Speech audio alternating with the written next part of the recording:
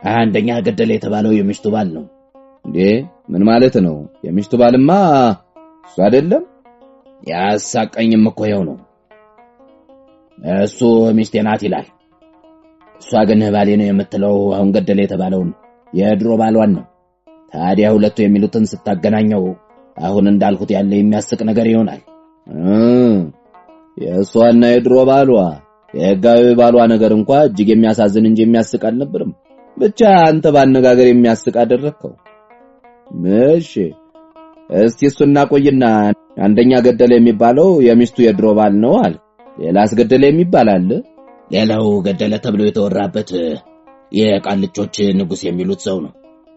ታዲያ የእሱ እንኳን እንዲያው ቀኛዝማች ዳኘ ሲናዘዙ ገዳይ ጥላውን ፈይሳ ነው በማለቱና የሁለቱ ተጠርጣሪዎች ስም አንድ በመሆኑ ሰግቶ ወዲያው ፖሊሶች ሌሊት ሄደው ቤቱን መክበባቸው የሰጋበት ምክንያት ትክክለኛ መሆኑ የሚያረጋግጥ መስሎ ታይቶ ሸሸ እንጂ በእውነት ገዳዩ የሴትዮዋ የድሮ ባል የአስተማሪው ጥላውን ፈይሳ መሆኑ አይጠራጠርም ነው የሚባለው።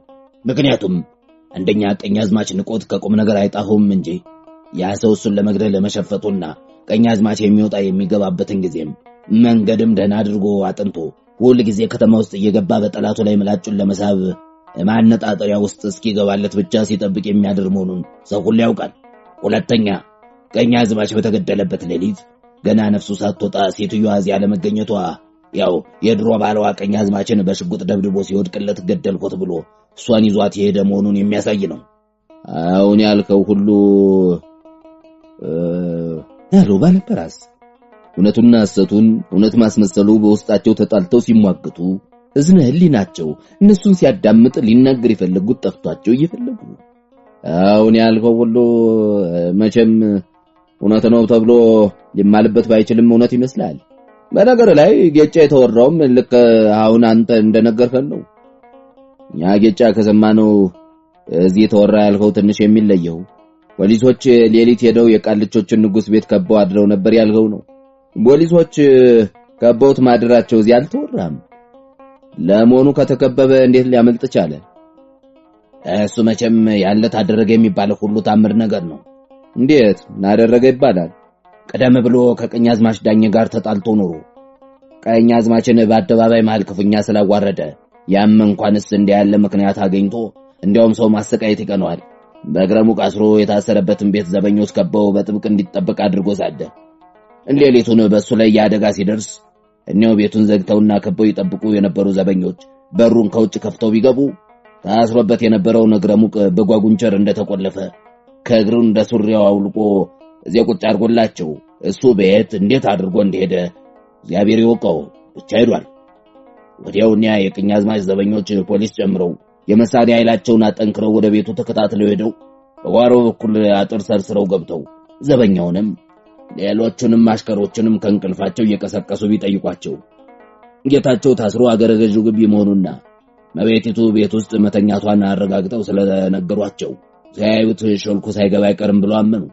ስለዚህ እንደገመቱት አሽከሮቹ ሲያዩት ሾልኮ ገብቶ እንደሆነ መቼም የተመኙት ይህን በመሆኑ ለጊዜው ባይገባ እንኳን ምሽቱ እዚያ እስካለች ድረስ እሷን ሲል መምጣቱ ስለማይቀር ምንም ቢሆን እንደማያመልጣቸው እርግጠኞች ስለሆኑ ቤቱን ከበው ሲጠብቁ አድረው ንጋት ላይ ተኩስ ቢከፍቱ ምንም መልስ ሲያጡ ጊዜ የቤቱን አሽከሮች በግንባር አስቀድመው ቢገቡ እዚያም ባዶ ቤት አገኙ። የቤቱ በሩም መስኮቶችም ሁሉ እንደተዘጉ እያለ ባለቤቶቹ ከውስጥ ይዋሽታው ነው። ታዲያ የታምር አይደለም አሉ ግረስማች። ባላምራስንም ጥላውንም ሶፊያንም ባይናቸው አዙሮ ግሩ በጓጉንቸር የተቆለፈ እግረሙቅ እንደ ሶሪያው ልቆ አስቀምጦ በሩና መስኮቶቹ ከተዘጋ ቤት እንደጢስ በኖ ጠፋ ማለት እውነትነቱ ያጠራጥር እንደሆነ እንጂ እውነት ከሆነማ እሱ ታምር ካልተባለ ምን ሊባል ይችላል አሉ ባላምራስ ፈገግ እንደማለት ብለው። ጥላውንና ሶፊያን ወሬውም የባላምራስ አሽሙርም በጣም አሳቃቸው። የመቼም እዚህ የተወራውን ነገርኳችሁ እንጂ የተወራው እውነት ነው ወይም ሐሰት ነው አላልኩም እኮ። ይሄን ለማለት እዚያ መሄድ ያስፈልጋል። የግን ሄጄ አላየሁም ባሉ ግራዝማች ያወሩትን ወሬ ባላምራስም እንግዶችም እውነት ነው ብለው እንዳልተቀበሏቸው ከቤታቸውና ከጠቅላላ ሁኔታቸው ሲመለከቱ ወሬያቸው በሰሚዎች ዘንድ የፈለጉትን ውጤት ሳይሰጥ ሲቀር የፍረት ስሜት እንደሚሰማቸው ሰዎች ሁሉ እሳቸውም ትንሽ እንደማፈር ብለው መቼም ሰውየውና ሚስቱ የቃልቾች ነገስታት ይባሉ የነበረ የሚሰሩት ታምር በዚህ አካባቢ የሚኖሩት ቃልቾች ሁሉ ሊሰሩት የማይችሉ መሆኑን ቃልቾች ራሳቸው ምስክሮች ሆነው ለነሱ በጋት ታጥቀው መስገዳቸውና እነሱን አድኑን እያሉ በመለማመናቸው ነው ተብሎ ይነገራል። እንዲህ ያለ የሚነገረው ይህ ከቃልቾች ሁሉ የበለጠ ታምር መስራታቸው እውነት ከሆነ አሁን ሰውየው አደረገ የተባለውን ቢያደርግ ያስገርማል። አያስገርምም እኮ? ይህ እንደውም ትንሽ ነው። እንዲያውስ የነሱን የቃልቾችን ነገስታት ስራማ ከኔ ይልቅ አንተ ታውቂለ። እንዲያውም በተለይ ላንተ በጣም ወዳጅ ነበር እየተባለ ደምቆ ይወራ ነበር እኮ። እንደሰማሁት ከሆነማ ከመዋደዳቸው የተነሳ አንተን ሳያማክሩ የሚሰሩት አንድ ነገር አልነበረም። እንደ ንስሐ አባት አዛዥ ናዛዣቸው አንተ ነበርክ ነው የሚባለው። ደግነቱ ቀኛዝማች ዳኘ ሲገደልና ሰዎችም ሲሸሹ እዚህ ያለመኖር በጀ እንጂ መጀመሪያ የመጥፋታቸው ወሬ ሲሰማ አንተ ነበርክ ሸሽጋቸዋል ተብለ ትያዝ የነበረ ያሉ ግራዝማች መጀመሪያ ባላምበራስን ከዚያ ጥላውና ሶፊያን በተራ ሰረቅ አድርገው ጎድን እየተመለከቱ ያን ጊዜ ጥላውንና ሶፊያ ደንግጠው ልባቸው ለዋሳታቸው ደም ማሰራጨቱን ስለቶ ሁለመናቸው ደነዘዘ። ባላምበራስም ለጊዜው መደንገጣቸው አልቀርም። ኋላ ብቻ ቶሎ አእምሯቸውን ገዝተው እኔን ሳያማክሩ የሚሰሩት አለመኖሩና የኔ እንደ ንስሐ አባት አዛዥ ናዛዥ መሆን እንኳን እንዲያው መላ ነው። ብቻ ወዳጆች መሆናቸው እውነት ነው።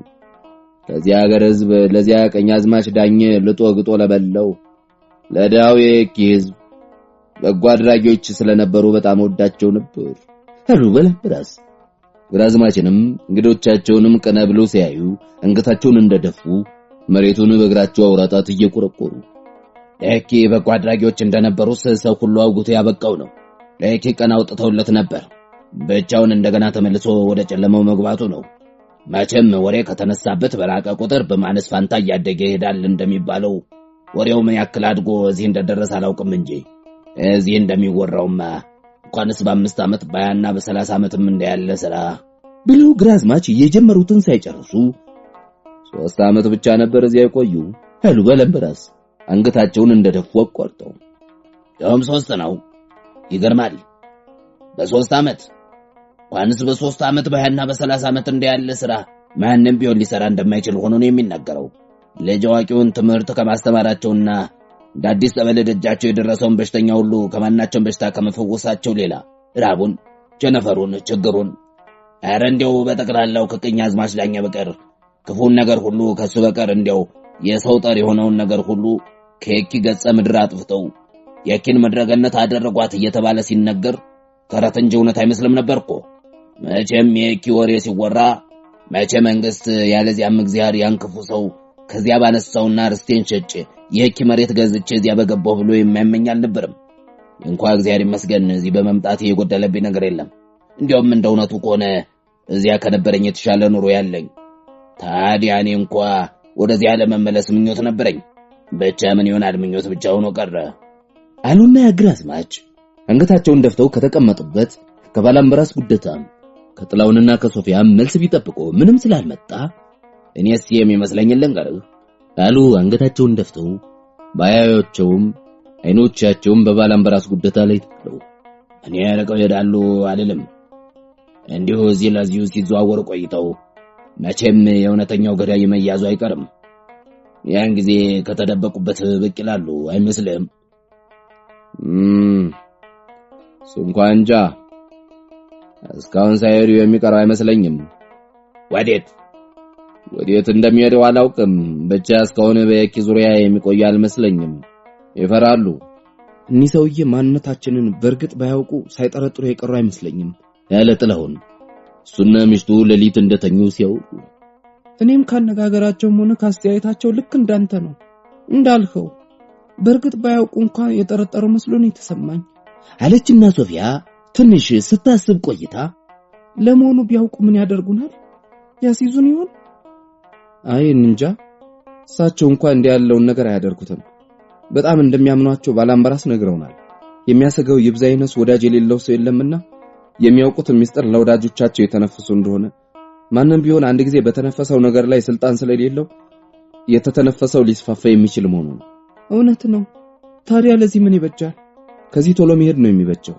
ለባላምበራስ እንነግራቸውና ከዚህ ቶሎ የምንሄድበትን ዘዴ ቢፈጥሩልን የሚበጀው።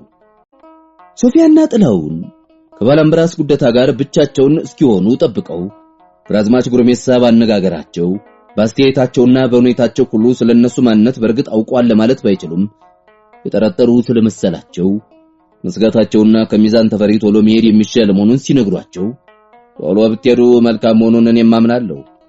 እንዲያውም እዚህ ብቻ ሳይሆን መጨረሻ ወደ ምትኖርበት እስክትደርሱ ድረስ በጉዟችሁ መሃል በመታልፉባቸው ቦታዎች ሁሉ ብዙ አለመቆየት ነው።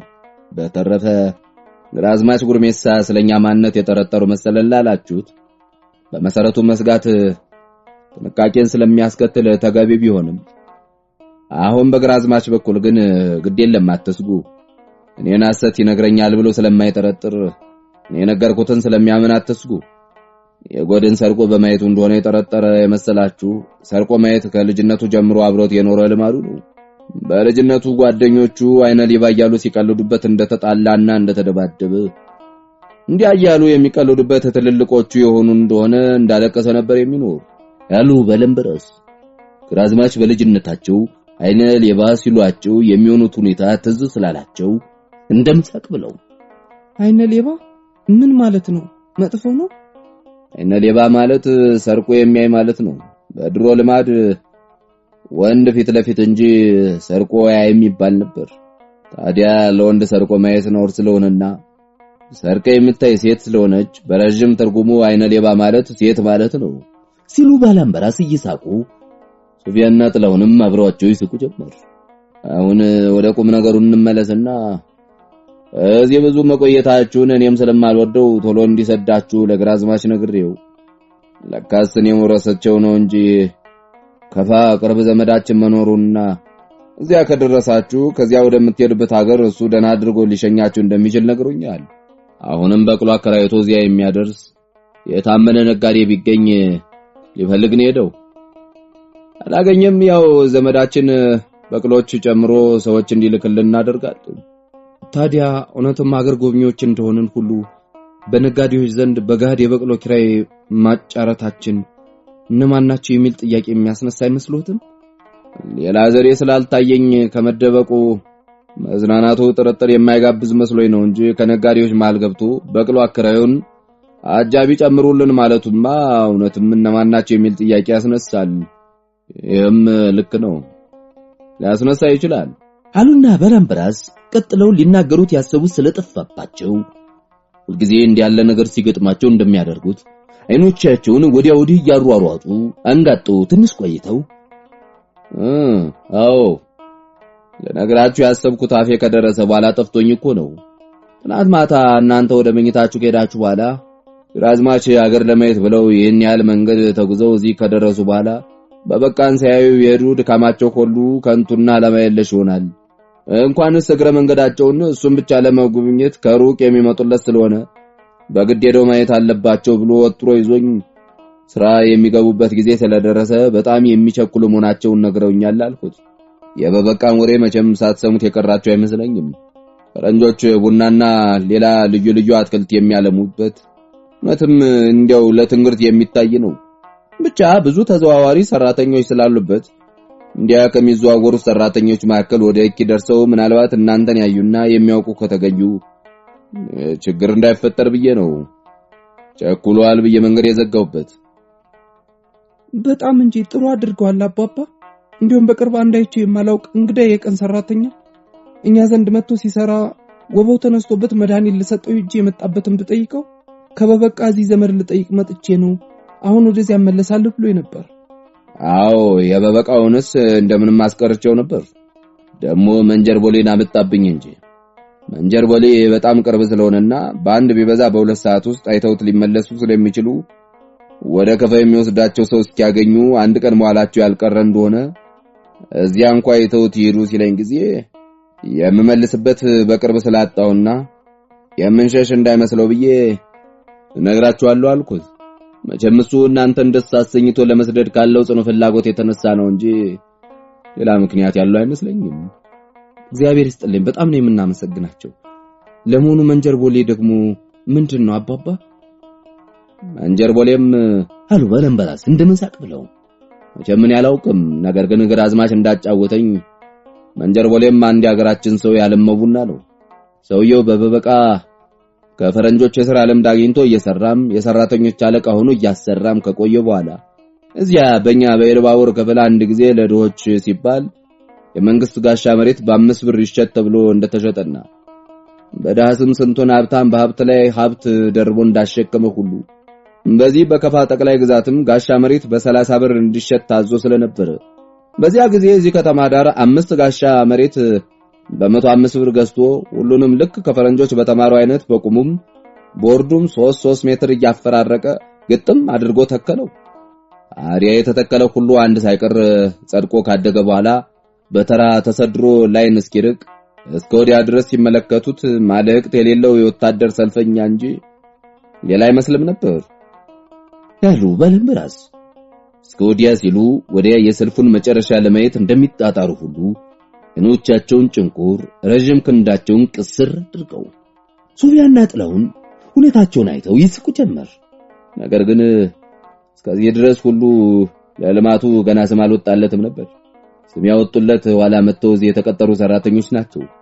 እኛ ሰው በወጣትነታቸው ጠላት ሀገራችንን ከመውረሩ በፊት አንድ መንጀር ቦሌ የሚባል ፈረንጅ ክቡር ዘበኛ ይባል የነበረውን የጃንሆይ ምርጥ ጦር እየመለመለ ያስረግጥ እሳቸው መልከ-መልካም ስለነበሩ እዚያ ውስጥ ተመልምለው ይረግጡ ኖሯል። ታዲያ ከተወለዱ ከመንጀር ቦሌ ወታደር በቀር እንዲያድርጎ ሰልፍ የሚያሳምር ምንም አይተው ስለማያውቁ መጀመሪያ ያንቡና እንዲያ ላይን እስኪያታክት በሰልፍ ተሰድሮ ሲያዩት ጥንት የክቡር ዘበኛ ሳሉ የሚያውቁትን የመንጀር ቦሌን ሰልፈኛ ትዝታ አምጥቶ አሳያቸውና ይህ የመንጀር ቦሌ ሰልፈኛ እንጂ የቡና አትክልት አይባልም ስላሉ ስሙ መንጀር ቦሌ ተብሎ ቀረ ይባላል አሉ ባለምራስ ፊታቸው በፈገግታ እንደበራ ሶፊያንና ጥላውንን እያለዋወጡ እያዩ ከጣሊያን ወረራ በፊት የክብር ዘበኛ ይባል የነበረውና ዘመናዊ የጦር ሰራዊት ያሰለጥን ከነበሩት በልጅጎች አንዱ አለቅየው ይሁን ወይም እንዲያው ስሙ የታወቀው ሜጀር ፖሊ ይባል ነበር ሲሉ እኔም ሰምቻለሁ። ታዲያ ሜጀር ፖሊን መሆኑን ነው መንጆር ቦሌ ያሉት አለና ጥላውን ሲስቅ ሶፊያም አብረው ትስቅ ጀመር።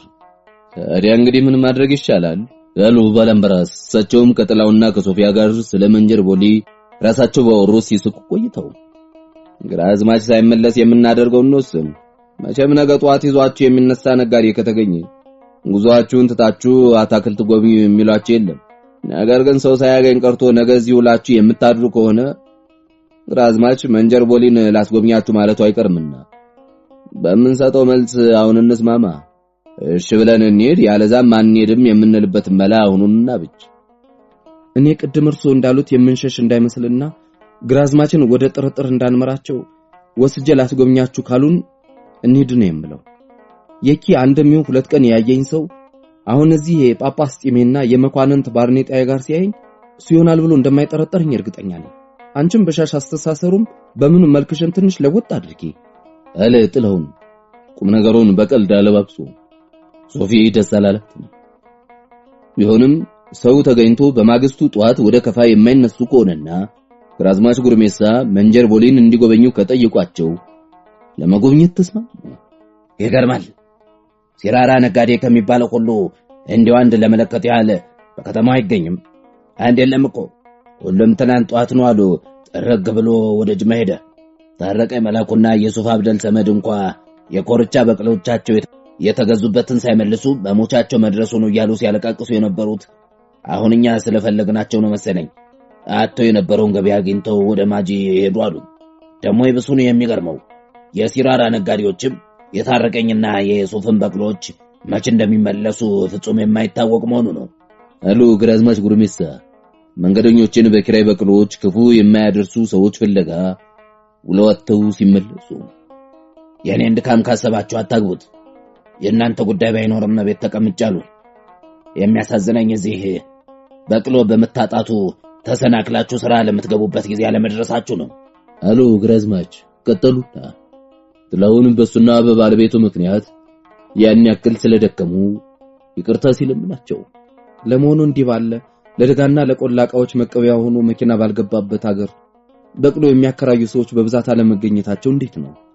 የዚህ ሀገር ሰው ያው እንደየኪና በዙሪያው እንዳለው ህዝብ ሁሉ አይነተኛ ሀብቱ ቡና ስለሆነ እሱን እየሸመጠጠ ወይም ያመቱን አላባ እዚያው በዛፉ ላይ እንዳለ በነሲብ ከከፋህል ወይም ከጅማና ከሌላም ሀገር ብዙ ብር ይዞ ለሚመጣ ነጋዴ በርካሽ ከሸጠ በኋላ በሀብቱ እንዳብራጩም እንደሸማቹም ሆኖ የሚጠቀምበት ያው ከውጭ የሚመጣው ነው አሉ ግራዝማች ጉርሜሳ እንደ ጊዜ ባላምበራስ ጉደታን። ከዚያ ቀጥለው ጥላውና ሶፊያን ሰረቅ አድርገው የጎድን ያዩ። ስለዚህ ሀብቱ ለሚጫንበት ከብትም ሆነ ለሚጫነው ሰው የሚቸገርበት የሚያስብበት ያው ከውጭ መጥቶ የሀብቱ ባለቤት የሆነውን ነው እንጂ የሀገሩ ተወላጅ ለጊዜው ራቡን የሚከላከልበት ያህል እህልና ቦርዴ ወይም አረቄ የሚጠጣበት ትንሽ ገንዘብ ካገኘ ከዚያ ላለፈ ሀብት ግድ የለውም። አሁን ስማቸውን እንደጠራሁት ለታረቀኝ መላኩና የሱፍ አብደል ሰመድ ያሉ ከሌላ ክፍል መጥተው እዚህ የሚኖሩ ሰዎች የንግዱን ከፍተኛነት እየተመለከቱ በቅሎች ገዝተው ያስቀመጡ እንደሆነ የዚህን ሀገር ህዝብ እግዚአብሔር አይጣልባቸው። ደማቸው መጥጥ አድርጎ ጨርሶ እንዲያው እንደተሞከተ ዛፍ በቁመናቸው አድርቆ ከ3 እና ከ4 ቢበዛ ከ6 ወር የበለጠ ሳይቆዩ ይገድላቸዋል። አንዳንድ ጊዜም ባለቤቱ ራሳቸው ይገድሏቸዋል። የገዛ በቅሎቻቸውን እንዴት? ለምን? መቼም ሆን ብለው አይገድሏቸውም እኮ። በቅሎቻቸው የተገዙበትን ዋጋ ከመመለሳቸው በፊት ዝናቡ ሳይገድልባቸው ጉልበታቸውን ለመሻማት እንደዚህ ሰሞን ድንገት ገበያ ካልጠበበባቸው ቀንና ሌሊት ረፍት ሳይሰጡ ሲጭኗቸው በጭነት ብዛት ይሞታሉ ማለት ነው። የሆነ ሆኖ አሁን ለመናገር የፈለኩት ከዝንብ ጋር እየተቃተሉ የኪራይ በቅሎች የሚያስቀምጡ ቢኖሩ ከሌላ ክፍል የሚመጡ ሰዎች ናቸው። የዚህ ሀገር ህዝብ ለጊዜው ራቡን ለሚያስታግስበትና ለሚጠጣበት ያክል ትንሽ ገንዘብ ካገኘ እግዚአብሔር ላይ የሚፈልገው ምንም የሌለው መሆኑን ነው። ያው እንደየኪና በዙሪያው እንዳለው ህዝብ ሁሉ ማለት ነው አሉ ግራዝማች እንደገና ፈገግ ብለው ባላምበራስ ጉደታንም ሶፊያንና ጥላውንንም ሰረቅ እያደረጉ የጎድን እየተመለከቱ ያው እንደየኪና በዙሪያው እንዳለው ህዝብ ሁሉ እናንተም እንደምታውቁት ማለታቸው ነው እኮ ተባባሉ ጥላውንና ሶፊያ በቃል ሳይሆን ከቃል ይልቅ የልብ ስጋትንና ጠቅላላ ስሜትን ደና አድርጎ በሚገልጽ አስተያየት። አዎ እውነቱን ነው። በየኪና በዙሪያው ያለው ህዝብ ሁሉ እናንተ መቼም አታውቁትም እንጂ እኔ ባገሩ ተወልጄ እስካረጀው የኖርኩበት ስለሆነ ደና አድርጌ ያውቀዋለሁ። አሁን ወንድሜ እንዳለው ነው አሉ ባላምበራስ ጉደታ።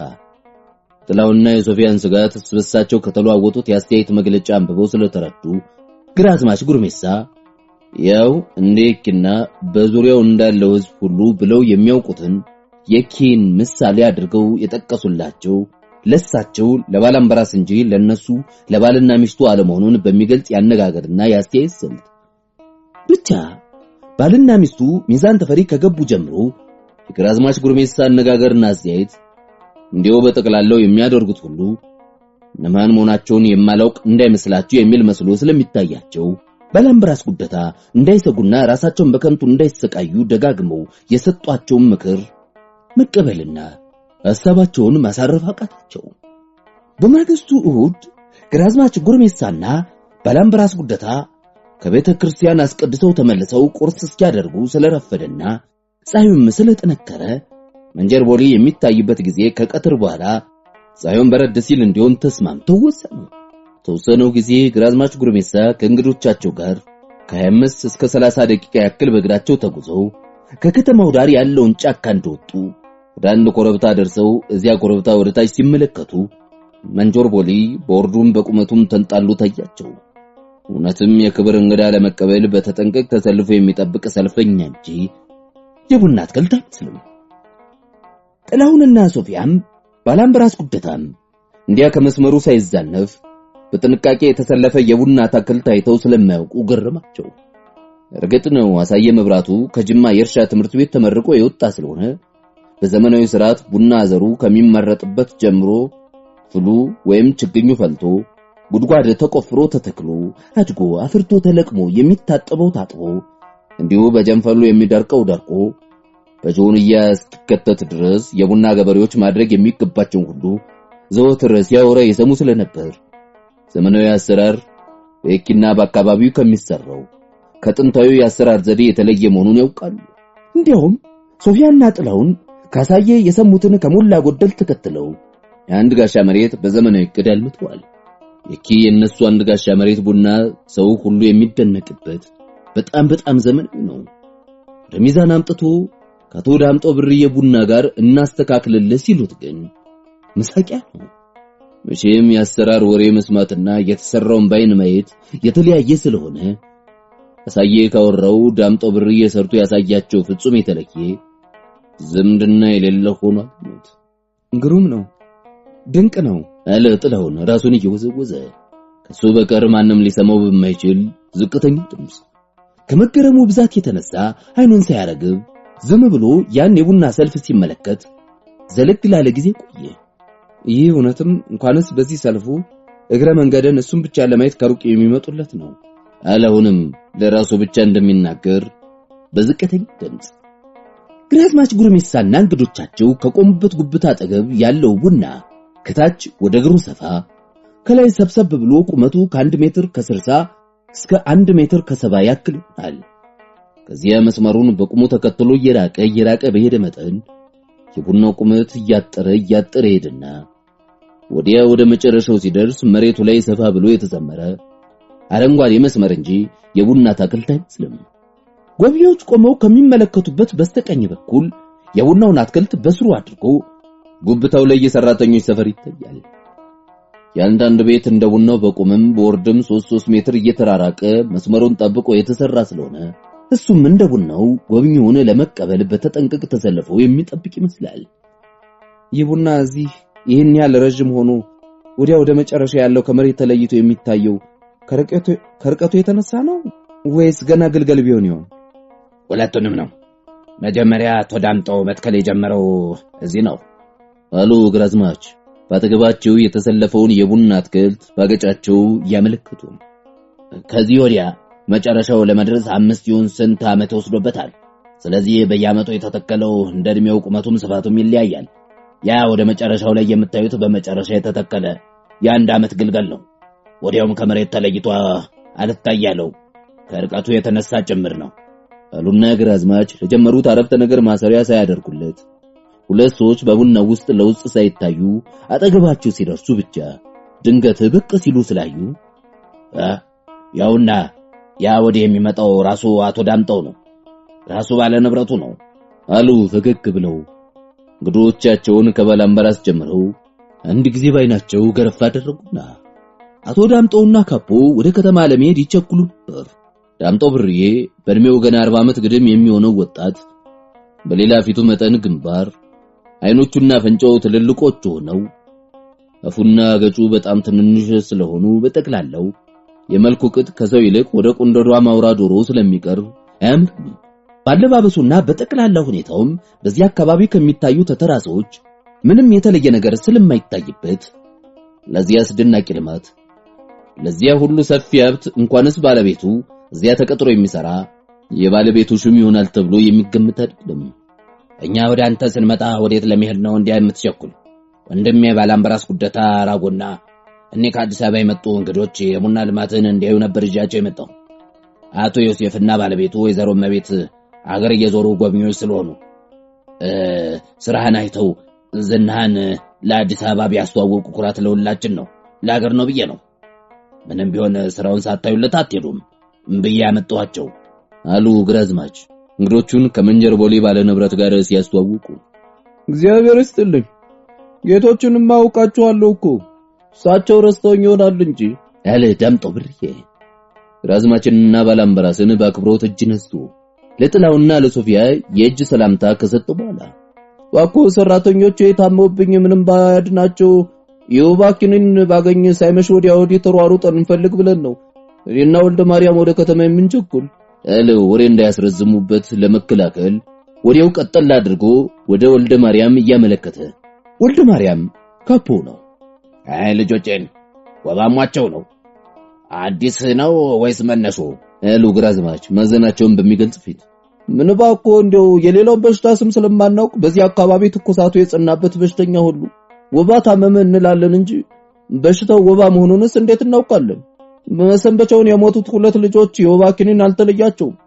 እንዲሁም የነበረንን ኪኒን በእነሱ ነው የጨረስነው። ነገር ግን ምንም አላደረግንላቸው። ኧረ ልጄ መሰንበቻውን 2 ልጆች ሞቱብህ አልሰማሁም። ያውስ እንዴት ያሉ ልጆች ነበሩ መስሉ። በ8 ቀን ውስጥ 2 እንዲያሉ ጥሩ ልጆች ቀበርኩ። አሁን ደግሞ 4ቱ ታመዋል። እንዲያ ትኩሳታቸው ልክ እንደነዚህ እንደሞቱት ከሩቅ እንደ እሳት ወላፈን የሚጋረፍ። ታዲያ የሚያስገርመው የሞቱትም አሁን የታመሙትም ትኩሳታቸው እንዲያ የእሳት ወላፈን ይመስል እየተጋረፈ እንደ ወባ አይመታቸውም። ይሄን ያጠራጠረኝ። ወባ ከሆነ አይመታቸውም ኖሯል ያለ ዳምጠው እዚያ ከቆሙት ሁሉ መልስ እንደሚለምን አይኑን እያዞረ አንድ ባንድ ሁሉንም ተመልክቶ አሁን ወንድሜ እንዳልከው ወባ ያልሆነ እንደሆነ ምንም ያደርግላቸው ይሆናል እንጂ ክኒንስ ከምንጎበኛቸው አገሮች ብዙዎቹ ወባ ያለባቸው መሆናቸውን ስለተረዳን ለራሳችንም እንዲሁ ተቸግረው ለምናገኛቸው ይሆናል ብለን ብዙ ይዘናል ብሎ ጥላውን እሱም ሶፊያም በየኪሳቸው ይዘውት የነበረውን አንዳንድ ባለ 20 ኪኒን ብልቃጥ በድምሩ 40 ኪኒን ሲሰጠው ዳምጠው በጣም ደስ ብሎት ከልብ ምስጋና ጋር ተቀብሎ ቶሎ ለበሽተኞቹ እንዲወስድላቸው ለካፖ ሰጠውና እንግዶቹን ለማስጎብኘት ወደ አትክልት ውስጥ ይዟቸው ከመግባቱ በፊት እዚያው በቆሙበት እንዳለ ታሪኩን አጠራጠር እያደረገ ተረከላቸው። ብቻ በጠቅላላው ይህን ያክል አጭር አልነበረም። ይህን አለ ከምን እንደሚጀምር ጠፍቶት ከፊቱ የተዘረጋውን ሰፊ የቡና አትክልት ከቀኝ ወደ ግራ ከግራ እንደገና ወደ ቀኝ ተመለከተና ይህን የልማት ስራ ከመጀመሪያ በፊት ከሀገሬ ከመናገሻ ገና በልጅነቴ ወጥቼ ስራ ፍለጋ መጀመሪያ ከፋ ከዚያ የኪ መጨረሻ በበቃ ነበር። ከፋ ብዙ አልተቀመጥኩም። የኪ ግን ያቶ አሻግሬ በልሁ አሽከር ሆኜ አቶ አሻግሬ ይሰጡኝ የነበረው ደሞዝ ትንሽም ቢሆን እንዳሽከራቸው ሳይሆን እንደ ልጃቸው ያዩኝ ስለነበረ ከሳቸው ጋር ብዙ ቆየሁ። እዚያ ነው ቅድም ጌቶችን አውቃቸዋለሁ ያልኩ። ብቻ ያን ጊዜ ልጅ ስለነበርኩና ስሜም ሌላ ስለነበር አያስታውሰኝም ይሆናል። ያን ጊዜ ስሜ ታምሩ ገስጤ ነበር የሚባል። ነገር ግን ሰው እንጃ ባይኔ ፈጣንነት ምክንያት ነው መሰለኝ ታምሩ ጎሪጥ ነበር የሚለኝ አለ ዳምጠው ትንሽ እንደማፈር ብሎ እየሳቀ። እንዴ አንተ ታምሬ ነህ በልና ሳመኝ አሉና ባላምበራስ ግራና ቀኝ ጉንጮቹን አገላብጠው ከሳሙ በኋላ እንዴት ልወቅ ልጄ እንዲህ ሸምግለ እንዲህ ላለ አስገራሚ የልማት ሥራ ባለቤት ሆነ በዚያ ላይ ስምህን ለውጠ ከዚህ ሁሉ እንግዳ ነገር መሃል እንዴት አድርጌ ልወቅ? የዛሬ 12 ዓመት ይሁን 13 ዓመት እዚያኛ ዘንድ ሳለ በጣም ልጅ ነበርኩ አሉ ባላምበራስ ከዳምጠው ወደ ሌሎቹ ዞር ብለው እየተገረሙ። አዎ ጊዜውም እኮ ብዙ ነው። ታዲያ ከየኪ ወደ በበቃ ሄጄ መጀመሪያ በቀን ኋላ በኗሪ ሰራተኝነት ተቀጠርኩ። እዚያ አንድ ተራ ሰራተኛ በወር 25 ኪሎ የበቆሎ ዱቄት፣ 1 ኪሎ የበርበሬ ዱቄት፣ 1 ኩባያ ጨው፣ 1 ሊትር ዘይትና 30 ብር ያገኛል። ብቻ ነው የቡናን ስራ እንደው ከመጀመሪያ መሬት ከማሰናዳቱ ጀምሮ ችግኝ በማፍላቱ በተከለው ባረሙ በገዘራው በለቅመው ባጠበውና ባሰጣጡ አልፎ በጀንያ ገብተው እስከ መስፋቱ ድረስ ቶሎ አጠናቅቄ ስላወቅኩና ወዲያም ስራ የምወድ መሆኔን የሥራው መሪ ፈረንጅ ስላወቀ በተራ ሰራተኝነት ከአንድ ዓመት በላይ አልቆየሁም። በሁለተኛው ዓመት ካባ አደረገኝ አለ ዳምጠው። ካቦ የሆነ ያለት እንደሆነ ሁሉ የኩራት ስሜት ተሰማውና ትከሻዎቹን ወደ ላይ ገፋ አድርጎ ካቦ ሲሆን ደሞዜ ከ30 ወደ 60 ብር ከፍ አለ። ቀለቤ ግን አልተለወጠም። በበቃ 5 ዓመት በካቦነት እንደሰራው እዚያ ይህን 5 ጋሻ መሬት መንግስት በርካሽ ዋጋ የሚሸጥ መሆኑን ወዳጄ ስለጠቆመኝ እንደ ሌሎች ካቦች ገንዘቤን ሳላባክን ደና ቆጥቤ አስቀምጥ ስለነበረ ቶሎ መጥቼ መግዛትና እዚህ ስራ መጀመር ቻልኩ። ከኔ በፊት ጀምሮ ብዙ ዓመት በካቦነት ሲሰሩ የኖሩ ገንዘባቸውን በመሽጣና በሌላ ስለሚያባክኑ እንደዛሬ መለዋወጫ ልብስ ለመግዛት እንኳን ይቸገራሉ። እኔ ግን እግዚአብሔር ይመስገን ሞቴን ቁጥር አድርጌ በቆጠብኩት ገንዘብ ይህን ስራ አቋቁሜ የራሴን ብቻ ሳይሆን የብዙ ሰርቶ አዳሪ ችግር ለማስወገድ በቅቻለሁ። አሁን እዚህ ሰራተኛ ለመስላችኋል።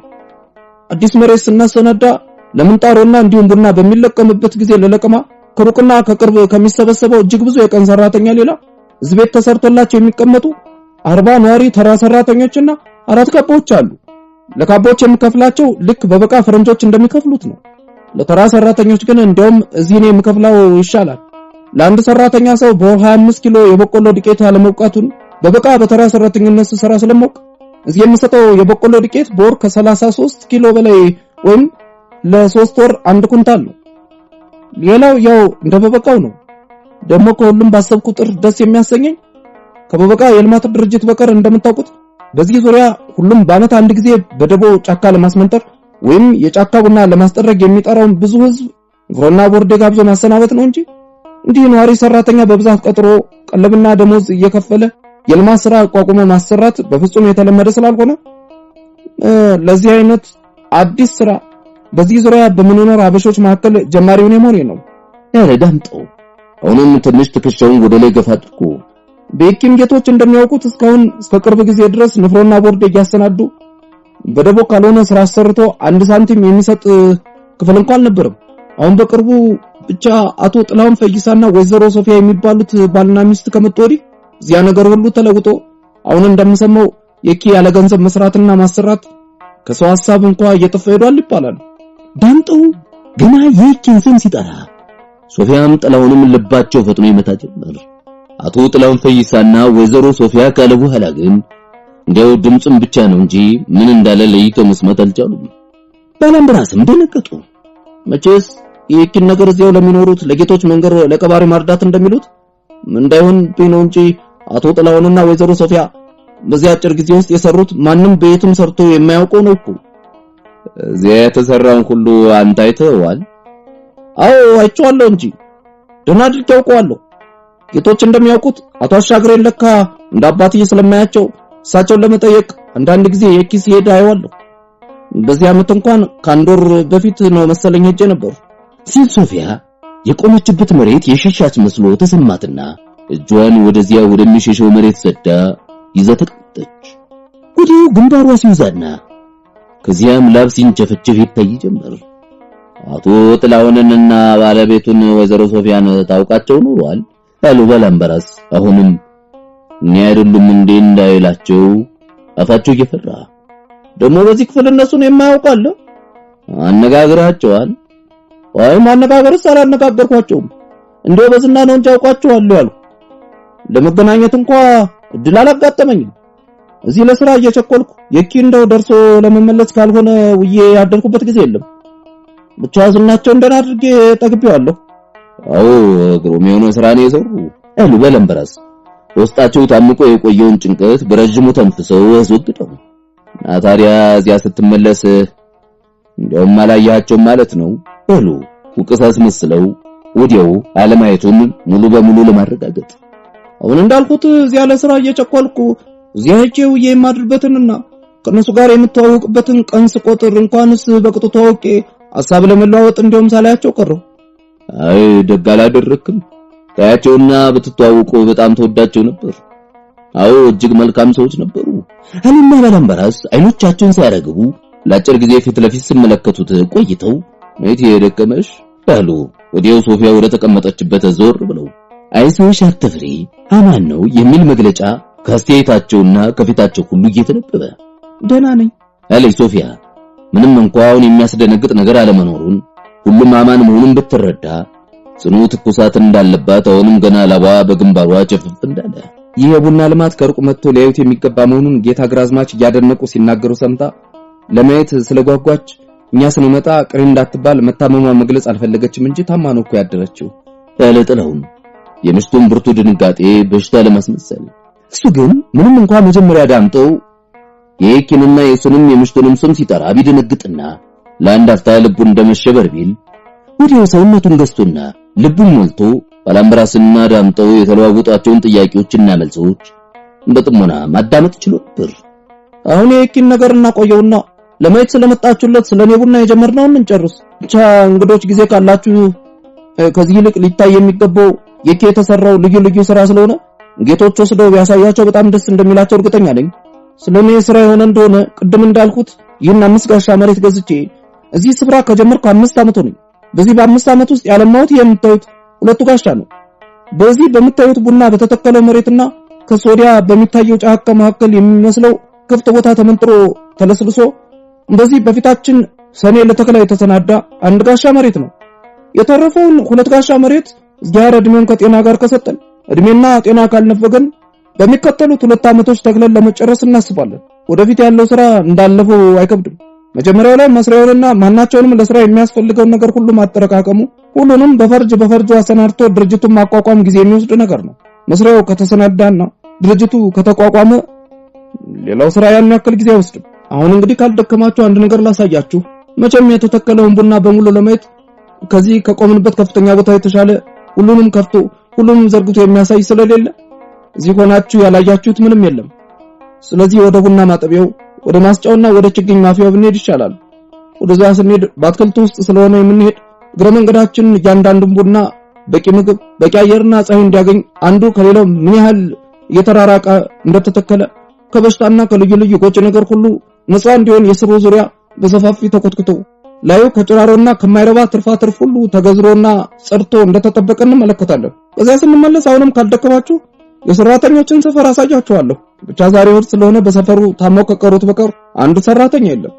ሁሉም ከተማ በየጠጅ ቤቱ ነው የሚገኘው። ኪሱን እየገለበጠ አራቅፎ ባዶነቱን ሳያረጋግጥ ምንም ቢሆን እዚህ የሚመጣ የለም አለና ዳምጠው በገዛ ቀልዱ ትንሽ እንድንሳቅ ብሎ በቡናው ውስጥ ለውስጥ መንገድ ለመምራት ቀደም አለ። ጥላሁንና ሶፊያ በሰፈር ሰራተኛ ለመኖሩን ሲሰሙ አንድ ከባድ ሸክም ከየትከሻቸው እየወረደ የወደቀ መስሎ ተሰማቸውና በረጅም ተነፈሱ።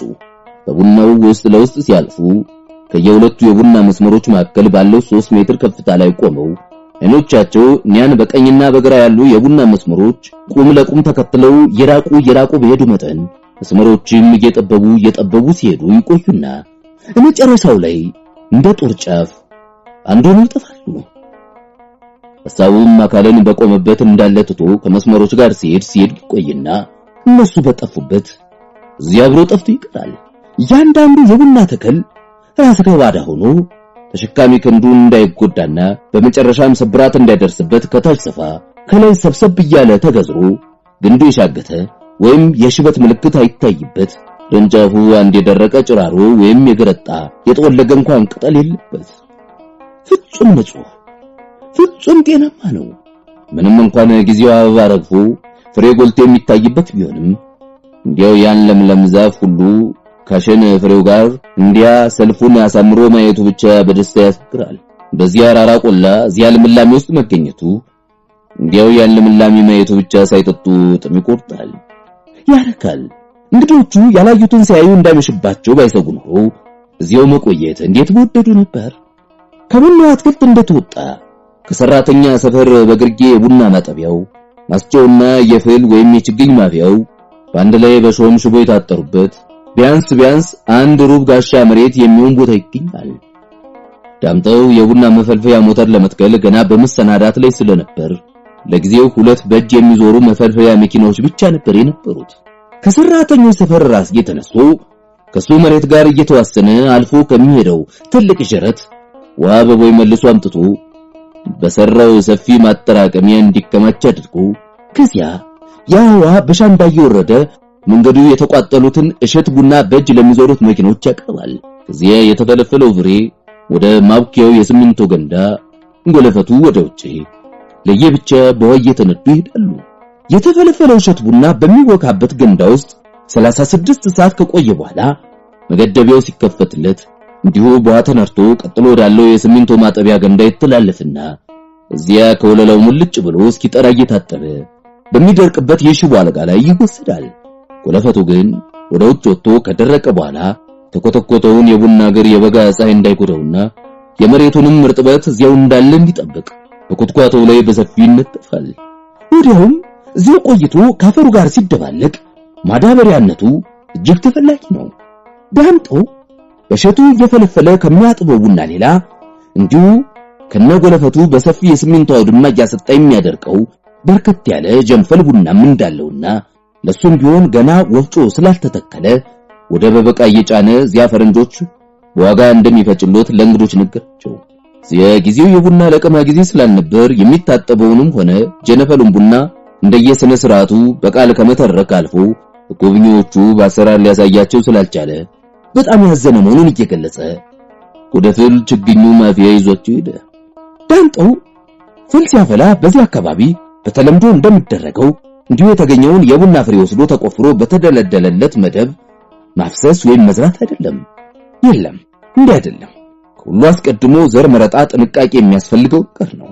ከሸቱ ቡና መካከል ጤናማዎቹ የሚያማምሩት እየተመረጡ ተፈልፍለው በጥላ ይደርቁና ቀደም ብሎ ተጎልጉሎ ተለታልሶ በተዘጋጀላቸው መደብ ቦርዱም በቁመቱም 77 ሴንቲሜትር ያህል እየተራራቁ ተቀብረው አፈር በቀላሉ ይለብሳሉ። ከዚያ አፈሩ የደረቀ ሰንበሌጥ በስሱ ይለብሳል።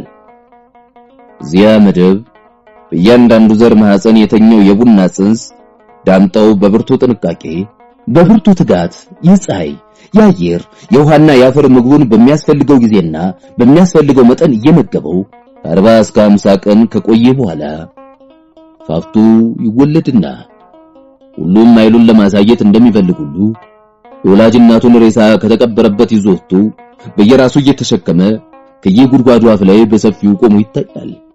እዚያ ዳምጠውን የመሰለ ጠንቃቃ ሞግዚት እንደ ጌታ ልጅ እያቆላመጠ እያሳደገው ከ6 እስከ 8 ወራት ቆይቶ 6 ወይም 8 ጆሮች ሲያወጣ በሰኔ ወር ላይ ቢቻል ወደ መጀመሪያው ስሩ እንዳይነካ ወደ ታች በጣም ዝቅ ብሎ በብርቱ ጥንቃቄ ከናፈሩ እየተነሳ ተቆፍሮ ተባርዶ በቆየ ጉድጓድ ውስጥ እየተቀመጠ ጉድጓዱ ይደፈናል።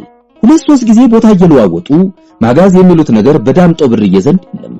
ፍሉ ከፈላበት ቦታ ተነስቶ ወደሚተከለበት ጉድጓድ ሲሄድ አስቀድሞ ከበቀለበት ተወልዶ ካደገበት አፈር ጋር ስለሚሄድ መድረቅ መክሳት መገርጣት ይቅርና በቅጠሉ እንኳን የለውጥ ምልክት ሳይታይበት እንዳማረበት ማደጉን ይቀጥላል። በዳምጠው አያያዝ ያንዳንዷ የቡና ዘር በፍል መደቧ ከተቀበረችበት ጀምሮ ፍል ሆና ተተክላ አድጋ አብባ የምስራች እስከምትሰጥበት ጊዜ ከ30 እስከ 32 ወራት ብቻ ነው የሚወስደው። በበቃ የፈረንጆች ቡና ከ36 ወራት በፊት የምስራች አይሰጥም። በሚከተለው ሰኔ የሚተከለው የ5 ወራት እድሜ ያለው ፍል የእግሩ መወፈርና የቅጠሎቹ ማማር እንዲያው በጠቅላላው መዳበሩ ሲታይ እጅግ ቢያንስ ከ12 ወራት ያንሳል ተብሎ አይገመትም። አሁን እንግዲህ እዚህ ከመጋዘናችን በቀር ሌላ የሚታይ ነገር ስለሌለና መጋዘኑም የምርት ጊዜ ባለመሆኑ ባዶ ስለሆነ እዩኝ የሚል አይደለምና ግረ መንገዳችሁን የሰራተኞችን ሰፈር አይታችሁ ሳይመሽ ወደ ቤት ብትመለሱ አይሻልም? አለ ዳምጠው። እንግዶቹ የልማቱን ስራ ሲተርክላቸው በሰሙትና በአይናቸው ባዩት ከመደሰታቸው በላይ በእውነት መገረማቸውን ሲያይ የተሾመና የተሸለመ ያክል ፊቱ ሁሉ በደስታው ባግንብርቶ ገሪባርክ ልጅ እውነትም ወንድሜ ግራዝማች ጉርሜሳ እንዳለው የሰራው ስራ አንተን ብቻ አይደለም የሚያኮረው አገርን ሁሉ ወገንን ሁሉ የሚያኮራ ነው ብለው መረቁ። ባላምበራስ ጉደታ እውነት ከልብ ደስ ብሏቸዋል። ሶፊያና ጥላውንም ዳምጠውን ከልብ አመስግነው የሰራው ስራ በጣም የሚያስገርምና ስራ እየፈጠሩ አገራቸውንም ወገኖቻቸውንም ለመርዳት ምኞት ላላቸው ኢትዮጵያውያን አራያ ሊሆን የሚችል መሆኑን ሲገልጹለት ልቡ የተሰማው ሊገልጹ የማይፈቅደውን አይደለም ሊገልጹ የማይችለውን ነገሩትና በጣም ደስ አለው። ከዚያ ዳምጠው ቀደም ብሎ እየመራ ወደ ሰራተኞች ሰፈር ይዟቸው ሄደ። የሰራተኞች ሰፈር ከእንግዶቹ ጋር ከተገናኙበት ቦታ አጠገብ በኮረብታው ላይ ሆኖ ከዚያ በጠቅላላው የልማቱን ቦታና ከሱም አልፎ ረባዳው ላይ የተመነጠረውንም እስከ ወዲያ ማዶ ተራራ እግር የተዘረጋውን ጫካ የለበሰ ሀገርም ሁሉ ዘቅዝቆ ያሳያል። ሰፈር ውስጥ ሲገባ ቀደም ብሎ እንደተመለከተው ጎጆዎቹ ሁሉ በቁምም በወርድም 3 ሜትር እየተራራቁ የተሰሩ ባጣቸው እንደ ጉራጌ ቤት ቆም ብሎ ተዋቅሮ በቀጫጭን የሰንበሌጥ ሳር የተከፈከፈ ግድግዳቸው ተለስኖ ኖራ የተቀባ ነው። ያንዳንዷ ጎጆ በውስጧ 2 ነጠላ ሰራተኞች 2 የእንጨት አልጋዎች ብቻ ስላሉባት ቤተሰብ ያለው ሰራተኛ እዚያ እንዳይኖር የታቀደ መሆኑ ይታወቃል። እያንዳንዷ ጎጆ ባለቤቶች የቤታቸውን ውስጥና ደጃቸውን በጠቅላላው የሰፈሩ ነዋሪዎች በተራ ተደራጅተው የጋራ የሚገለገሉበትን አደባባያቸውን እያጸዱ እንዲጠብቁ ካፖዎችም በተራ ተደራጅተው ስለሚቆጣጠሯቸው ሰፈሩ ከጥዳቱ ግን እንከን የለሽ ነው ቢባል ማጋነን አይሆንም። ይህንኳ ቢያንስ ከሞላ ጎደል ከበበቃ የሰራተኞች ሰፈር ጋር ተመሳሳይ ስለሆነ ዳምጠው እዚያ ያየውን ነው በትንሹ እዚያ የሰራው ቢባል በሙሉ ስህተት ላይ ሆነ ይችላል። የመጸዳጃው አሰራር ግን በበቃ የሌለ የዳምጠው ብርዬ ግን ነው። የሰራተኞችን ሰፈር በግንባሩ አድርጎ እዚያ ለሚኖሩ አማካይና ምቹ በሆነው ቦታ ላይ 6 ክፍልና እያንዳንዱ ክፍል የራሱ በርም መስኮትም ያለው ሰቀላ ቤት ተሰርቶላቸዋል። ሰቀላው እንደ ሰፈሩ ጎጆዎች ባጡ በሰንበሌጥ የተከፈከፈ ግድግዳው ተለስኖ ኖራ የተቀባ ወለሉ በኮረት ተደልሎ በሲሚንቶ የተለቀለቀ ነው። እዚያ ሁሉ ሌላ እያንዳንዱ ክፍል ሰውነትን አዝናንቶ የሚቀመጡበት የመጸዳጃ መቀመጫ አለው። ሰቀላውን ቁም ለቁም ቆርጦ በስድስቱ ክፍሎች ስር ለስር የሚያልፍ ጥልቀቱ 1 ሜትር ተኩልና ስፋቱ 1 ሜትር ሆኖ በሲሚንቶ የተገነባ አንድ ቦይ አለ። ይህ ሁለተኛ ቦይ ከሰራተኞቹ ሰፈር ከፍ ብሎ ከጅረቱ የተመለሰ ውሃ በብዛት ይዞ መጥቶ በሰቀላው ስር ለስር ወደ ተሰራው የሲሚንቶ ቦይ ባናቱ ይገባና እዚያ ያገኘው ሁሉ ጥብጥብ ጥርግርግ እያደረገ ይዞ በታች በኩል ወጥቶ ሄዶ ከቡና ማጠቢያው ዝቅ ሲል እንደገና ከጅረቱ ጋር ይጨምራል። ይህ የቦይ ውሃ ሁልጊዜ ሳያቋርጥ በመጸዳጃው ሰቀላ ስር ለስር እንደሄደ ስለሚኖር ቆሻሻ ነገር እዚያ ውስጥ ለአንድ አፍታ እንኳን ሊቆይ አይችልም። ይህ ዘዴ ዳምጦ የፈጠረው ነው እንጂ ከሌላ አይቶ ወይም ሰምቶ የሰራው አለመሆኑን ሲነግራቸው እንግዶቹ እጅግ ተገረሙ። ከዚያ ካፖ ወልደ ማርያም እየመራ እንግዶቹ ለአይነት ያህል ሁለቱን የሰራተኞች ቤት እየገባዩ በእያንዳንዱ ቤት የሚታዩት ሁለት አልጋዎች ከሰሌን ፍራሾቻቸውና ትራሶቻቸው ጋር አንድ የምግብ ማቅረቢያ ሳጠራ፣ አንድ የውሃ መቅጃ ገንቦ፣ ሁለት ኩባያዎችና አንድ እንደ ወጥ መስሪያም እንደ ንፍሮ መቀቀያም ሆኖ የሚያገለግል ጉድጉድ ያለ ድስት ብቻ ናቸው። ወለላቸው በአመድ የተለቀለቀ ሆኖ ንጹህ ነው። ምንም እንኳን ላስጎብኛቸው ተራ ነገር ቢመስልም ለጎብኚዎቹ አዲስ የሆነባቸውና ያስደነቃቸው የፍራሾቹና የትራሶቹ አሰራር ነው።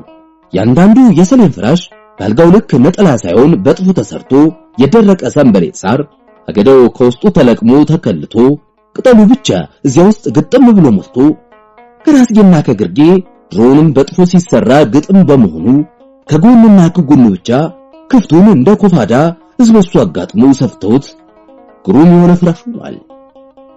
ትራሱም ያው እንደ ፍራሹ ሳር ተመልቶ አፉ ከመግጠሙም በቀር አሰራር ሆነ ቅጡ ልክ እንደ ኮፋዳ ነው።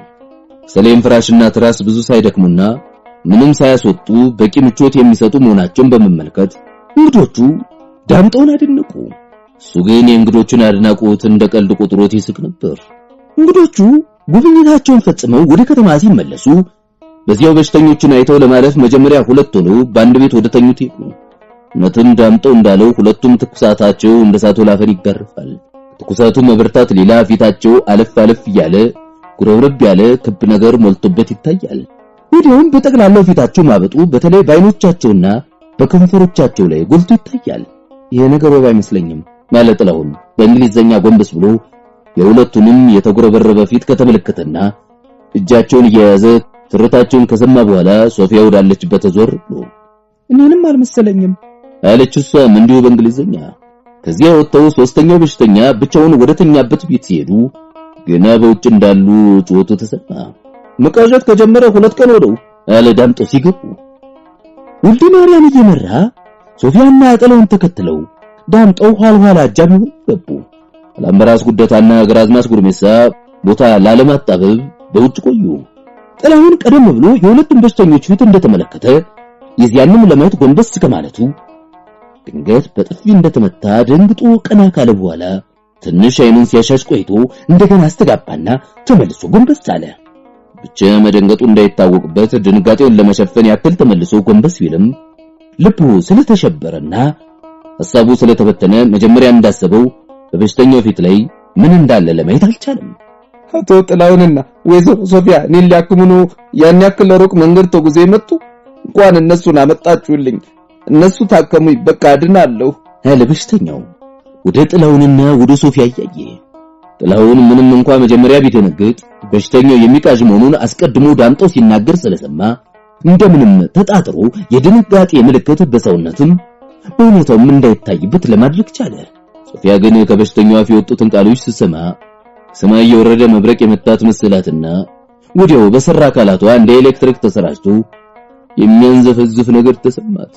አይዞሽ አትፍሪ፣ ስለሚቃዥ የሚናገረውን እውነት ይሆናል ብሎ የሚጠረጥር የለም አለ ጥላሁን በእንግሊዘኛ። እውነትህን ነው አልፈራም ማለች እሷም እንዲሁ በእንግሊዘኛ። ታዲያ ስታብል ነው እንጂ ፍራቷ ከመጠን ያለፈ ነበር። ከፍራቷ ብዛት የተነሳ ጉልበቶቿ እሷንና ያን የወረደ ማት በአንድነት መሸከም አቅቷቸው እንደ ወንዝ ዳር ቄጠማ ይንቀጠቀጡ ነበር። አቶ ጥላሁንና ወይዘሮ ሶፊያማ ፖሊስ ቀኛዝማች ዳኝን ገድላቸዋል ብሎ ገደላቸው እኮ አልሰማችሁትም? አይ ፖሊስ እግዚአብሔር ይለት። አሁን እነዚያ የተባረኩ ሰዎች እንኳንስ ሰው ዝም ይገድላሉ አለ በሽተኛው። ይገርማል። ከትናንት ጀምሮ ያተጥላሁንና የወይዘሮ ሶፊያን ስም ካፏ አለየም እኮ አለ ካፖ ወልደ ማርያም። በጤናው ሳለም ካፉ አይለያቸው። የኪ ዘመዶች ስላሉት እነሱ ዘንድ የ15 ቀን ፈቃድ ተቀብሎ ሄዶ እዚያ ስራ ከመፍታት ብለው በቀን ሰራተኝነት እነሱ ዘንድ ሲሰራ ሰንብቷል። ታዲያ የነሱን ነገር ሲያነሳ ደግነታቸውን፣ ትህትናቸውን እንደው በጠቅላላው ሰው ለመርዳት የሚያደርጉትን ሁሉ ተጫውተው አይጠግቡም እኮ አለ ዳምጠው ጥላውና ዞፊያን እያለዋወጡ እያየ። እሱ እንኳን አለ ዳምጠው ትንሽ ዝም ብሎ ቆይቶ ለተናገረው ከእንግዶቹ መልስ ስላላገኘ እሱ እንኳን ለአጭር ጊዜም ቢሆን አብሯቸው ቆይቶ ያውቃቸዋል። ረንዴው የማያውቃቸው ወሬያቸውን ከመስማት በቀር አንድ ቀን ያላዩአቸው ሁሉ አይደሉ ለእግዚአብሔርና እንደ ግዝትነ ማርያም ሲያመሰግኗቸው የሚኖሩ አለ።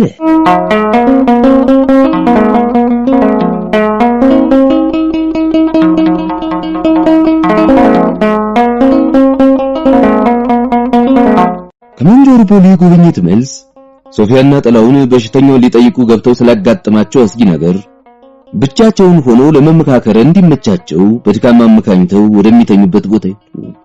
ምንም እንኳን ሚዛን ተፈሪ ከገቡ ጀምሮ የሚነገረው ቃል ሁሉ የነሱን ወንጀል ለመጠቆም የሚነገር አሽሙር፣ የሚገለጸው አይን ሁሉ እነሱን እየተከታተለ የሚሰልል ተመልካች እየመሰላቸው የሐሳብ ረፍትና የመንፈስ ጸጥታ ሳያገኙ ቢሰነብቱ ያለት የመንጆር ቦሌን ልማት ጎብኝተው እስኪመለሱ የቆዩበት ጭንቀትና የቆዩበት ጣር ተይዘው ተወርድባቸው ወደ ስቅላት የሚሄዱ ቢሆን ሊሰማቸው ከሚችለው ጣር ይበልጥ እንደሆነ እንጂ የሚያንሰል ነበርም። እንግዲህ ምን ይሻለናል አለች ሶፊያ በሚተኙበት ቤት እንደገቡ እጆቿን በጥላውን ትከሻ ላይ ሰልፋ ከአንገቱ ኋላ አቆላልፋ ሽቅብ አይኖቹን ጠልቃ ያየች። ምንም አይደል አይዞሽ አትፍሪ የኔ መቤት አለ ጥላውን ግንባሯን ስሞ። የተጨነቁ አይኖቿን ሲያይ ጭንቀቷ ስላስጨነቀው እንዲያው አፉ እንዳመጣው የተናገረው ነው እንጂ እውነት ያለት የደረሰው ምንም አይደለ የሚባል ሆኖ አይደለም። እንዴት ምንም አይደለም? ሸሽተን በተሸሸግንበት አግኝቶ የሚያሲስ ሲያጋጥመን ምንም አይደለ ትላለህ? ጥሩ ነው ማለት አይደለም፣ መጥፎ ነው። ብቻ ስለሚቃዥና የሚናገረው የተዘበራረቀ ስለሆነ እውነት ነው ብሎ የሚቀበሉ አይኖርም ብዬ ነው። ለምሳሌ ስለኛ የተናገረውን ሁሉ ልብ አድርገሽ አዳምጠሽው እንደሆነ መጀመሪያ ስማችንን እየጠራ ያን ያክል መንገድ ተጉዛችሁ እኔን ለማከም መጣችሁ ብሎ ካመሰገነን በኋላ ወዲያው ቀጠል አድርጎ ሶፊያና ጥላሁንን ፖሊስ ገደላቸው ብሎ ለኛ ነገረን። ታዲያስ እንደዚህ የተዘበራረቀ ነገር የሚናገር በሽተኛ የተናገረው እውነት ነው ብሎ እንኳንስ ማመን የሚጠረጥር ይኖራል ትያለሽ? እውነትህን ነው። ታማ አእምሮን በሳተበት ጊዜ ሲቃዥ የሚናገረውን የሚያምኑ አይኖርም ይሆናል። ነገር ግን ታማ አይኖርም እኮ ይድናል። ታዲያ ያን ጊዜ ሲድን ተናግሮ ሊያስይዘን አይችልም? አዎ እሱ ድኖ እስኪወጣ እኛ እዚህ ተቀምጠን የጠበቅነው እንደሆነ ልክ ነው። ብቻ እንዲህ ያለ የሞኞች ጨዋታ እንጫወትም እኮ።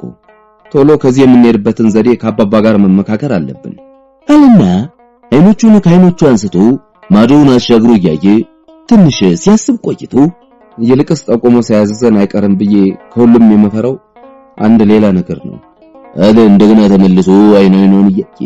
ደግሞ ሌላ ምን ነገር ነው? ያንቺ ፍርሃት። እሱን ነው እኔ ከሁሉም የምፈራው።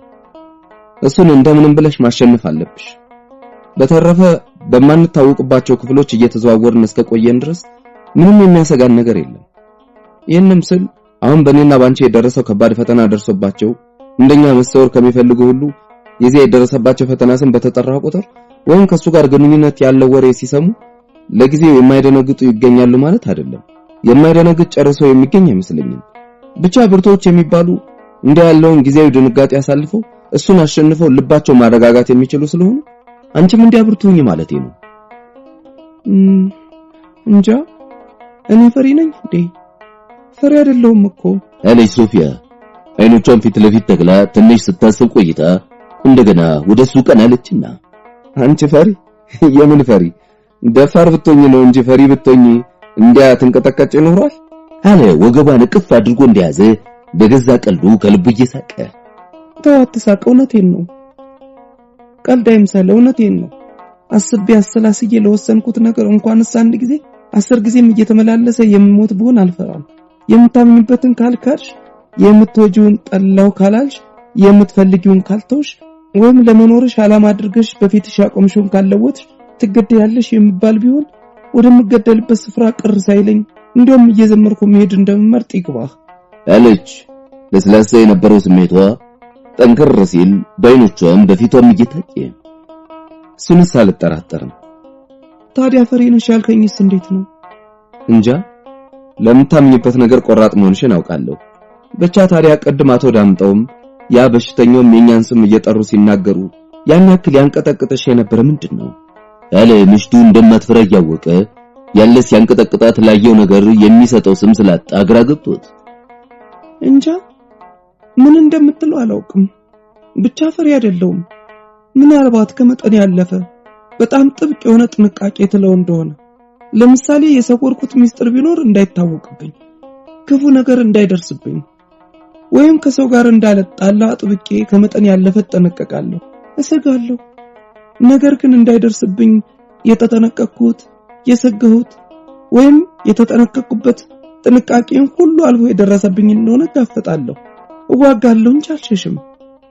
ታዲያ አስፈሪ እንዲህ ነው አለች እንደምትፈክር በቆመችበት እንዳለች መሬቱን ባንድ እግሯ ደልቃ። አይደለም ይቅርታሽን እለምናለሁ አለ ጥላሁን ወገቧን አቅቦ እንደያዘ ጥብቅ አድርጎ እየሳቀ። ሶፊያም አብረው ትስቅ ጀመር። አልተኛችሁም? እኔ እኮ ደክሞናል ስትሉ ሰምቼ ምናልባት ተኝታችሁ ታርፍ ይሆናል ብዬ ነው እንጂ ብቻዬን ደጅ ለደጅ የምንወልል ያሉ ባለምራስ ጉደታ ሶፊያና ጥላሁን ሲስቁ ስለሰሙ ወደ በራቸው ቅርብ ብለው አረ የሚያሰጋ ነገር ስላጋጠመን ስለሱ ወዲህ መተን ለመነጋገር እንዲመቸን የሰጠነው ምክንያት ነው እንጂ መልከምስ አልደከመንም። እንደውም ከግራዝማች ለይቶ መጥራት አስቸግሮን ነው እንጂ እርሶንም ለማነጋገር ፈልገን ነበር። ግራዝማችማ ሽምግልና አለብኝ ብሎ ወዲያው እናንተ እንደተለያችሁት ነው ትቶኝ ሄደው። ለመሆኑ ምን ጊዜ ተለያችሁና እኔ ያላየሁት ያልሰማሁት የሚያሰጋ ነገር አጋጠማችሁ? እርሶና ግራዝማች ውጭ ቆማችሁ እኛ መጨረሻ ገብተን የጎበኘነው በሽተኛ የኪኛ ዘንድ የነበረ በጣም የምናውቀው ነው። ምን አሉ በራስ ልክ አደጋ የተጣለባቸውን ያክል ደንግጠው። ያ የጮህ የነበረው የሚቃዠው አሉ ዝም ብለው ቆይተው ያ የሚያፈዝ ብርዱ ድንጋጤ እንደማለፍ ሲልላቸው። አዎ የሚቃዠው። ታዲያ እሱም አወቃችሁ? ገና ሲያይም በየስማችን ጠርቶን እኔን ልታክሙ ነው ወይ ያን ያክል መንገድ ተጉዛችሁ የመጣችሁ አለ። ታዲያ አብረዋችሁ የነበሩት ሰዎች ምን አሉ? እነሱ እንኳን ለጊዜው የጠረጠሩ አልመሰለንም። ይልቁንም እነሱ እንዳሉት በጤናው ሳለም ከታመመ በኋላ መሰንበቻውን የኛን ስም ካፉ ለይቶ ስለማያውቅ ዛሬ እኛን ሲያይ የተናገረው ከዚያ ከመሰንበቻው የተለየ ሆኖ የታያቸው አይመስለኝም። ነገር ግን ጉዱ ከዚህ ሳንነሳ እሱ ድኖ እዚህ ያገኘን እንደሆነ ነው። ከዚህ ሳንሄድ ድኖ የተነሳና ያየን እንደሆነ አለቀልን ማለት ነው። የለም እሱ ድኖ እስኪነሳ ምንም ቢሆን እዚህ አትቆዩም። ፊት እንዳልነው የነጋዴ በቅሎ መገኘት አለመገኘቱ ቁርጥ እስኪታወቅ በመጠበቅ ፋንታ ግራዝማች ነገ ጧት አሽከሩን ወደ ቦንጋ ከፋ ገስግሶ ልኮ ቶሎ በቅሎች እንዲያመጣ እናደርጋለን። አሁን እንዳሉት በግስጋሴ ሄዶ በቅሎች ይዞ ለመመለስ ምን ያህል ጊዜ ይወስዳል? እንጃ ምናልባት ሁሉ ተዘጋጅቶ ያልተገኘ እንደሆነ እስኪዘጋጅ 1 ሳምንት ቢበዛ 10 ቀን ከዚህ የሚበልጥ አይመስለኝም። እስከዚያ ድረስማ ፍርዱስ አያልቅም። የምን ፍርድ? እባክዎ እሱ ይቀልዳል። ሰውየው ድኖ ወጥቶ አሲዞን ወንጀላችን ተመርምሮ ተጣርቶ ከዚያ በኋላ የሚሰጠው ፍርድ ማለቱ ነው። ኧረ አንተ ያለው እንዲያ ነው አሉ ባላምበራስ ይቅርታ ፈገግታ ለአንድ አፍታ በፊታቸው አልፎ ሲሄድ ጸዳሉ እየታየ። እኔ የምሰጠው ምክር አሉ ትንሽ ዝም ብሎ ሲያስቡ ቆይተው። አሁን እኔ የምሰጠው ምክር ነገ ጧት ገዝጋሽ ወደ ቦንጋ ልከን እዚያ ወንድማችን ባሻ ነገዎት ሁሉ በቅሎችና ሰዎች ቶሎ እንዲልክልን አደራ ማለት። የባሻ ነገ በቅሎችና ሰዎች ከመድረሳቸው በፊት የነጋዴ በቅሎች ከተገኙም እነዚያን ሳይጠብቁ በእኔ መሄድ። ያም ሆነ ይህ ከዚህ እስከምትነሱበት ቀን ድረስ አንዳችሁ ታማሚ አንዳችሁ አስታማሚ ሆናችሁ ከቤት ሳትወጡና ከሰው ሳትገናኙ እንድትቆዩ ነው።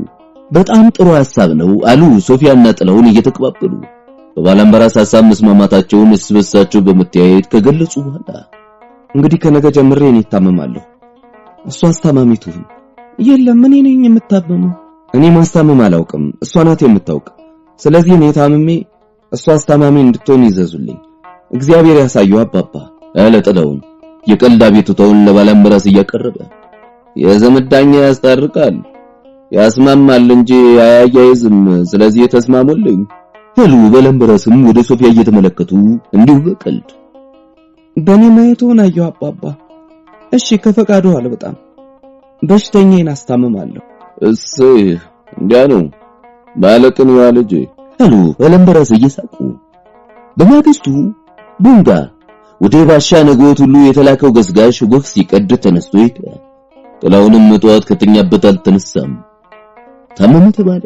ግራዝማች ጉርሜሳ ጥላውን መታመሙን ሲሰሙ አዘኑ።